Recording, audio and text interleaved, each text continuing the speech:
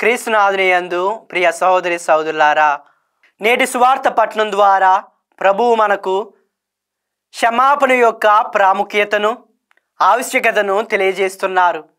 నీ సోదరుడు 7 పర్యాయములు నీ పట్ల తప్పిదము చేసి 7 మార్లు నీ వద్దకు వచ్చి నేను పశ్చాత్తాపపడుచున్నాను అని చెప్పిన యెడల వానిని క్షమింపుము అని ప్రభు తెలియజేస్తున్నారు.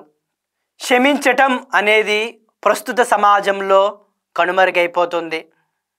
తద్వారా స్నేహితుల మధ్య, భార్యాభర్తల మధ్య మరియు కుటుంబంలో శాంతి సమాధానాలు కనిపించడం లేదు. క్షమించే మనసు పెంచుకుంటే మన ఇళ్లల్లో శాంతి, మన హృదయంలో సంతోషం, మన కుటుంబంలో మరియు సమాజంలో ఐక్యత విరజిల్లుతాయి. ఇతరులను క్షమించడం అనేది మాటలతో చెప్పినంత సులువైతే కాదు, కానీ అసాధ్యమైతే కాదు.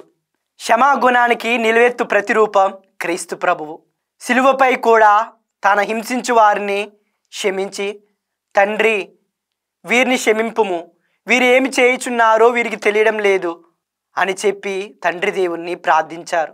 వ్యభిచారంతో పట్టుబడిన స్త్రీని ప్రజలు నిందించి అవమానపరిచి రాళ్లతో కొట్టడానికి సిద్ధమవుతున్న తరుణంలో కూడా ప్రభువు ఆమెను క్షమించి ఆమెతో ఇకపై నీవు పాపము చేయకు అని పలికి ఉన్నారు. ఆదికాండము 45వ అధ్యాయము 1 నుండి 15 వచనములు మనం చదివినట్లయితే, యోసేపును తన సొంత సోదరులే ఈజిప్టుకు అమ్మివేశారు. అయినప్పటికీ వారిపై కోపం చూపించక, హృదయంలో ద్వేషం ఉంచుకోకుండా వారిని క్షమించి ప్రేమతో తిరిగి దగ్గరికి చేర్చుకున్నారు. స్టెఫానును రాళ్లతో కొట్టి చంపుతున్నప్పుడు కూడా ప్రభు ఈ పాపము వారిపై మోపకుము అని పలికి వారిని, అంటే తను హింసించు వారిని క్షమించి తాను మరణించాడు. కావున ప్రియమైన మిత్రులారా, మనం క్రీస్తు ప్రభువును అనుసరిస్తూ మన జీవితాల్లో క్షమాగుణాన్ని అలవర్చుకుంటూ క్రీస్తునాథుని వలె క్షమాగుణాన్ని మన జీవితంలో ఆచరిస్తూ జీవించుదాం. ఆమేన్.